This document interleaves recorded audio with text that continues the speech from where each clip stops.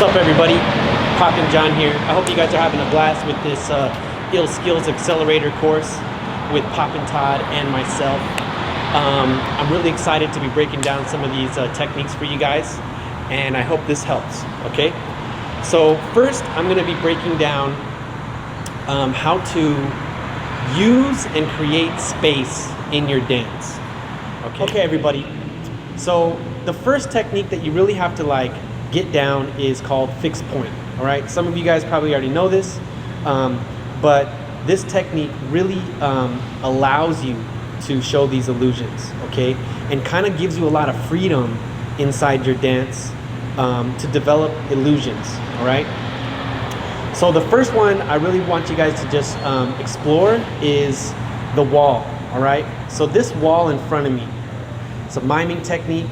I'm pulling my hand off the wall, I'm putting my hand on the wall, okay?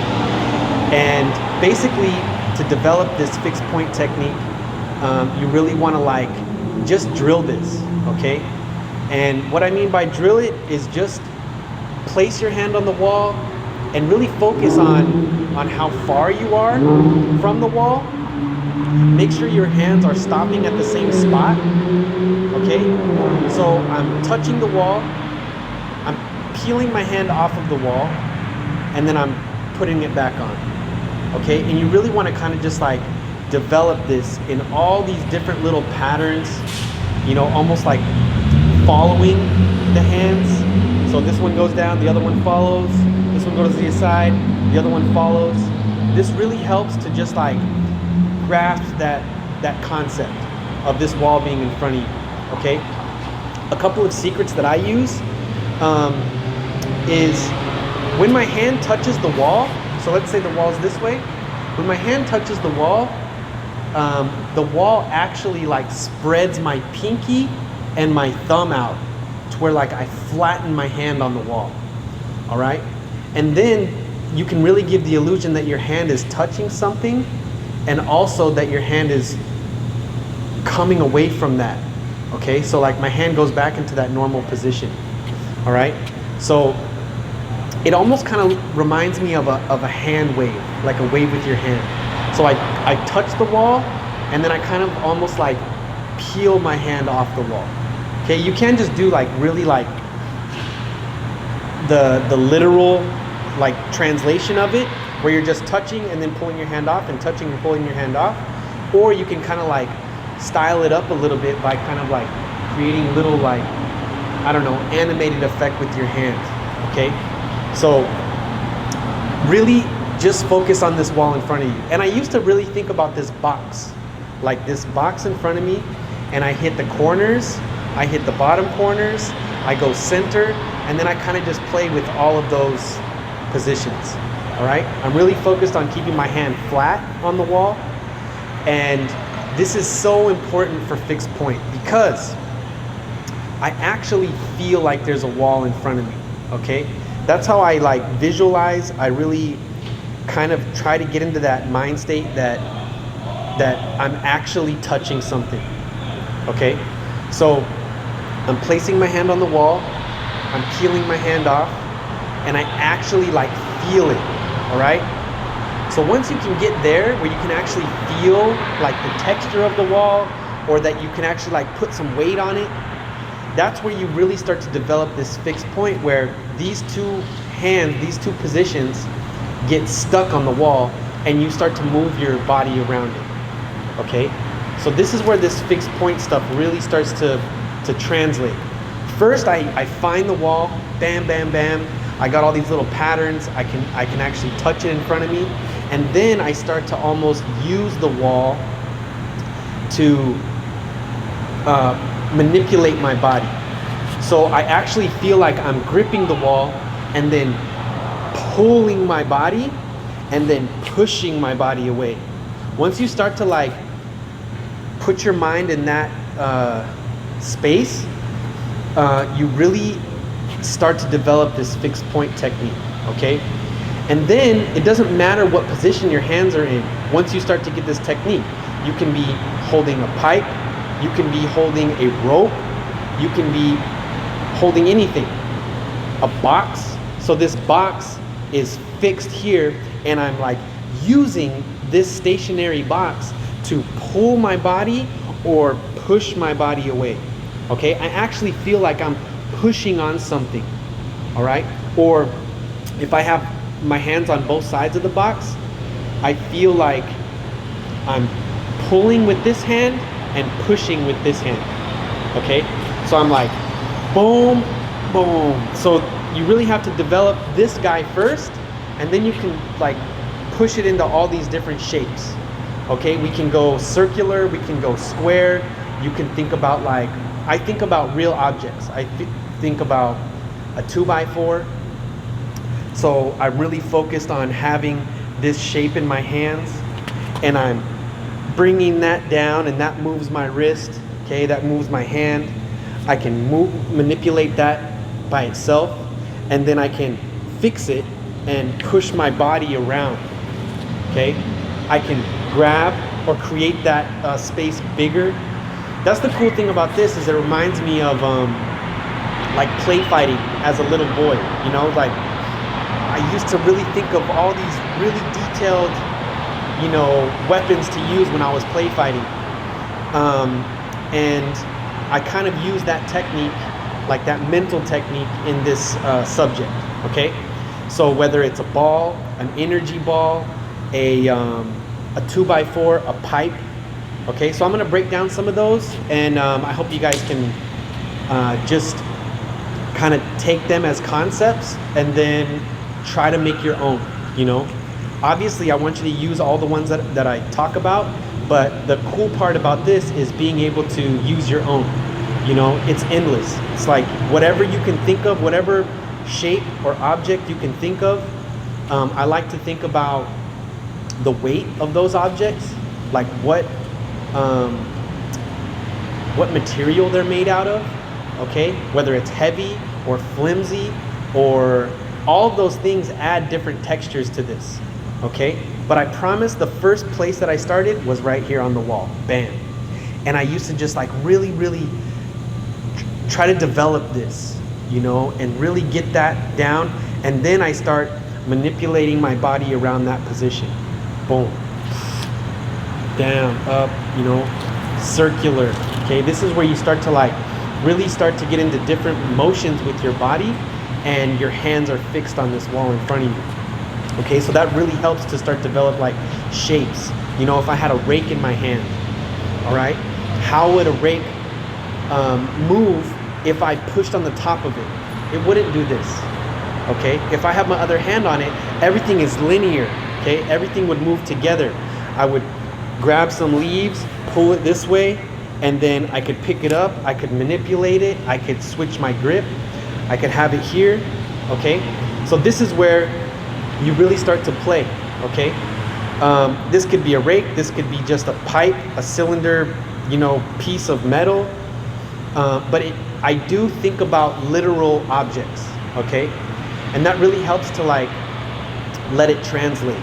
Okay, if you get there to where I actually have something, I have this metal pipe, that's where you can start to change those objects with movement.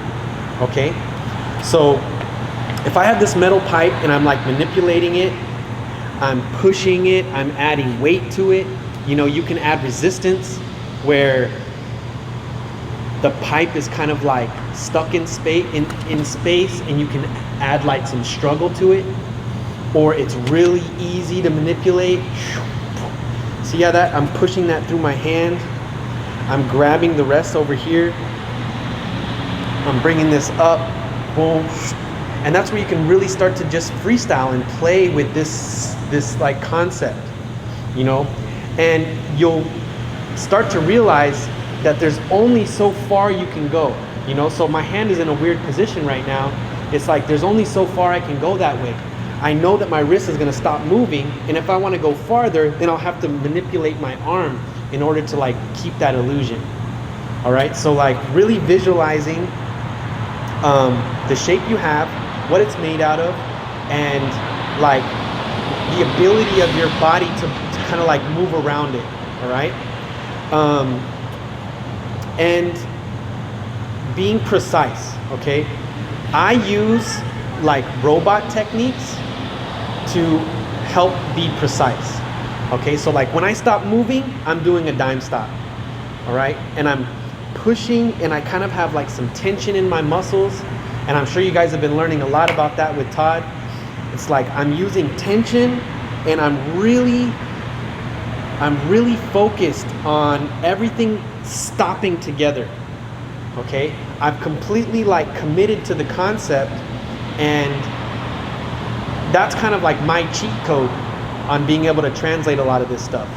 Is I actually believe the concept, and then my body just kind of like follows suit. It like translates for me. Everybody's gonna find their different like formula, their different cheat code to get there, but that's how I get there. Is first mentally I commit to the concept, and then I basically just tell my body, I mean my mind believing it tells my body how to translate it. It's kind of a weird concept, but the power of the mind is like nuts, all right? So I am kind of bouncing around a lot. Hope you guys are enjoying it. So here we go. So we got the wall, all right? The wall itself, boom, boom, boom, that's an object, okay? I start to play with this fixed point technique, boom. I get my hands lined up, and then I can change that wall into a cylinder pipe, okay? So I'm gonna go like this. All right, see how, since I'm really like kind of storytelling, now I have this pipe in my hands, and I want to commit to that concept. I think an easy mistake to make is you want to do too much. You know, it's like, okay, here's my wall, and then now I have a box, and then, oh, now I have a pipe. It's like, if you don't spend time on each object, it's hard for everybody to follow along, okay? So if we spend some time on the wall, bam, bam, boom, we're chilling here.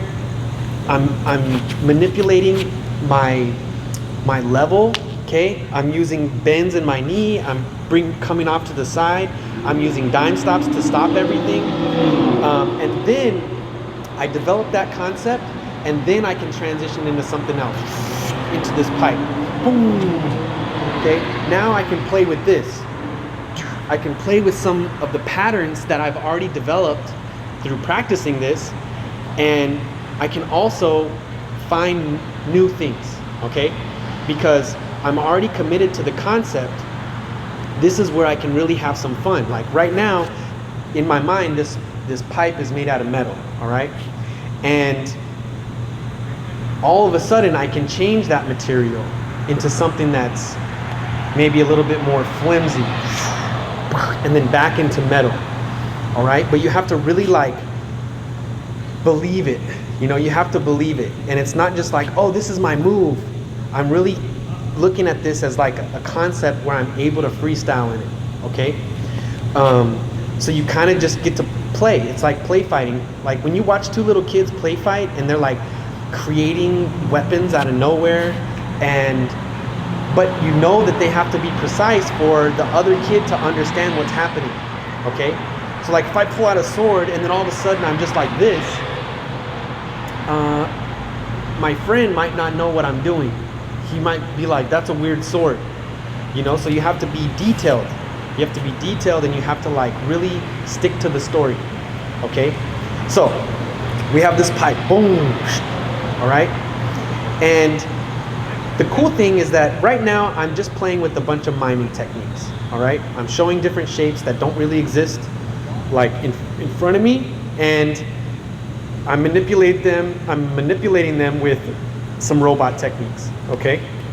So the cool thing is that you can use other styles to show this space, all right? So if I've created this pipe in front of me, and I've manipulated it a little bit, I'm showing some different angles, I'm playing with the idea. Basically, I've done some miming, some robot techniques, and now I can let go of it, and it can stay there. Okay, in my mind, it's still here. And that's a really big part of this, is you can create a shape, and then it can stay there, okay? And a big part of that is my eye, like where my eye is looking. Because if I just do this, and then I'm like off onto something else, You're not even thinking about that anymore. But if I do this, woof, and show this shape, and I give it a little bit of attention, okay? I focus on it with my eyes, okay? That's a really big part of this. And having the viewer believe what you're doing has a lot to do with where your focus is, where your eyes go, okay? So if I leave my pipe over here, boom, okay, I let it go and it's there, all right? I can kind of enjoy this spot for a second, and then I can start playing with it. All I'm doing is a wave around it. So if my pipe is this way, I'm hitting a wave around it, over the top, over the bottom, okay? Under the bottom, okay? Over the top, bottom, all right? Sides. Oh, the sides are rounded. Oh, cool. Boom, boom. I can manipulate that to a different spot. Boom, I let it go. Okay, I can turn it to the side. Okay, and really play with this.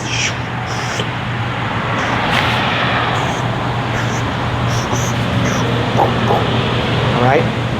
Now, this is a good moment to manipulate this shape into something else. Okay, I take both sides and I bring it in, bring it in, bring it in, bring it in, and now I have a ball in my hands. Okay, so now I have a ball, I can throw it up, I can do some waving with it, boom. The thing is I'm really staying connected to the concept, okay? Even if I create this ball and I throw it up and I hit a wave, what I like to do is finish with this ball in my hand. Okay, so I'm really like focused on this guy being the subject, not, oh, this is gonna take me into waving and now I'm just waving. Okay, so I really try to stick to the story, stick to the concept. All right, and this is where it gets a lot of fun, to be honest. It's like this ball can turn into 2 little balls. Okay, I'm dropping them. Okay, that ball just got bigger. All right, so now I can manipulate this. I can bring it bigger. I can, you know, show that it has sides. Now it's a box. You can really start to play with this. We can lift the box, because this is where it gets tough if you don't really focus on the story. Okay, so what happened just now is like I made this box, and in my mind I'm like, okay, now I want to open the box. Okay, so if I just go, oh, now I have this box and I'm manipulating it, okay, cool, and then it's like I'm not focused on which side of the box my hand was on, and I did this to the top. It's like, what does that mean? Does that mean my hand's a magnet and it lifted the whole box up here? Okay, I have to make that like conscious decision to do it. All right, if I want to open the box, I really have to sell that idea. Okay, I have this box, boom, I'm manipulating it. I have a top, a bottom, to the side, over, boom, boom. I look here. So that to me feels more like, oh, I opened a box. Okay, now I'm looking inside. And what do I have inside? It can be anything, okay? That's the fun part of this. Is like you just let your imagination go, and it can be something like a spaghetti noodle, okay? Okay, so now I have something that's made out of a material that's so much different than what I've been playing with, okay? Okay, so now I have to really focus on how a spaghetti noodle moves, all right? And develop this idea, okay? And I have to commit to it. Okay, so if I do this with a spaghetti noodle, that means it looks like, kind of like a swing, all right? So this is where your mind has to be really detailed. Your imagination has to be really detailed. If it's difficult to get there right now, stick to like really easy objects. A circle, a square, a pipe, you know, a wall, and really just develop this idea to push and pull your body and really almost use this, okay? I'm going like what the foundations are to more advanced stuff, where you can actually use all these techniques to freestyle and develop your own techniques, develop your own concepts, okay? So another thing is that when you start to develop all these shapes and how these shapes can manipulate your body, all right? That's a really cool concept to me, is that my body's not the subject anymore. It's all about whatever shape I have, whatever object I have in my hands, okay? And that object, let's go back to the rake. That object can make me do different moves, okay? So this rake can go here on the ground and then up my body, okay? So this is where things get kind of like magical, you know, because you can do stuff that's not really possible. You know, I guess you could rake up your body, that'd be kind of tough, but this is where you can do things that aren't possible. You know, you can go. So this rake went up my body, and then I waved out my arms, and then the object disappeared, okay?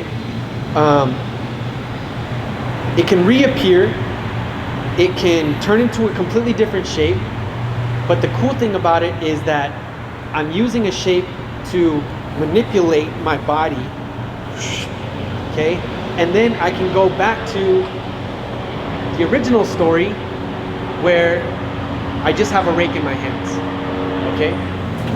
So we have the wall, we have a pipe, we have a rake, okay? We have a 2x4, we have a ball, an energy ball, right? And what I mean by an energy ball is like there's this space in my hands that is energy. I can put it into my body and then I can make it reappear in my hands, okay?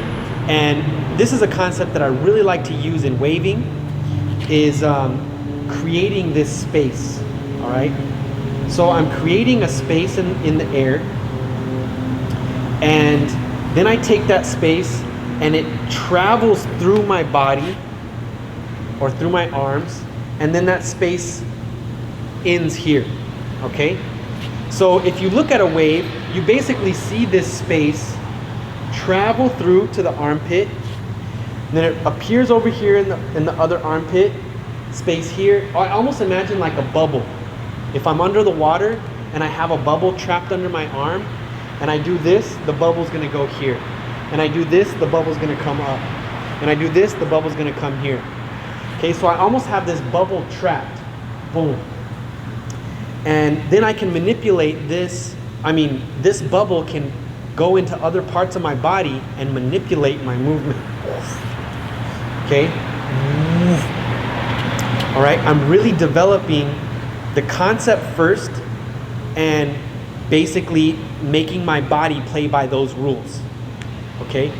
That's a really big part of this, is like getting there with this conceptually and then just playing with it. All right?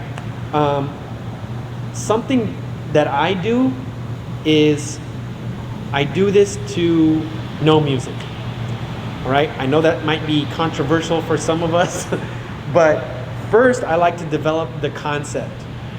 And then when I've developed it and I feel comfortable with it, I apply that into my freestyle. I apply that into my cipher.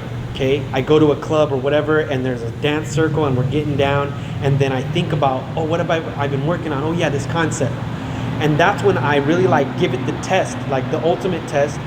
Am I able to do this on beat to the rhythm of the music and still tell the story? Because juggling all of those things at once is really tough, especially if you don't have the concept down 100%. It'll be like really slow and kind of like, look, I have this, and now here, and now here, and now here, and now here. Like if I'm just trying to focus on the beat, the story kind of like lacks, unless I've developed that story already. And then I can kind of like cut and paste parts of that story to the music. So that's what I had to do to really get this stuff to translate while I'm dancing and freestyling and stuff.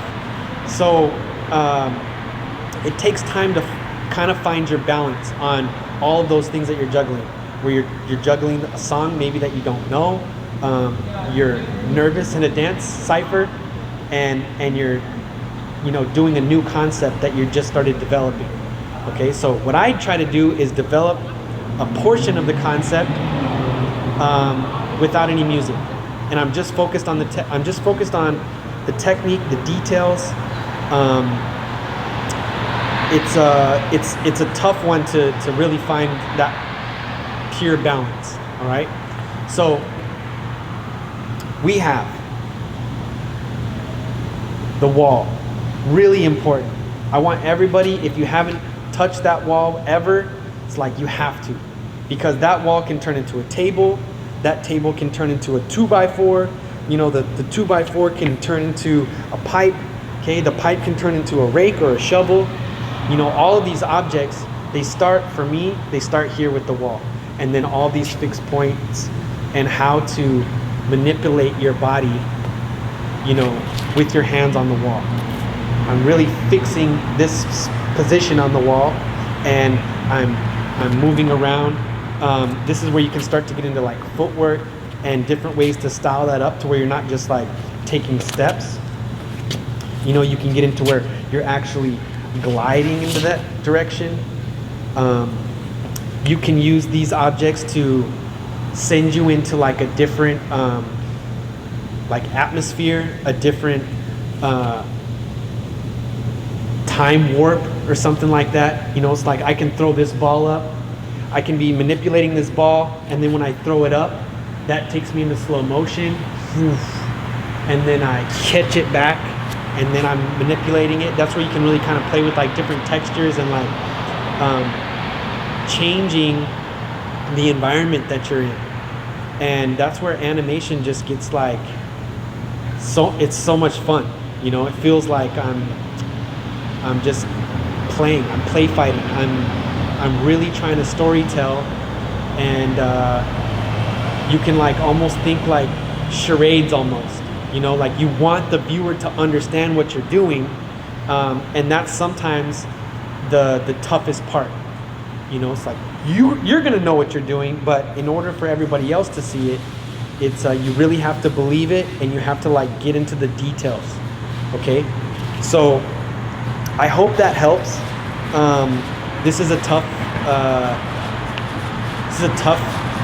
technique to really achieve, because there's so many elements involved.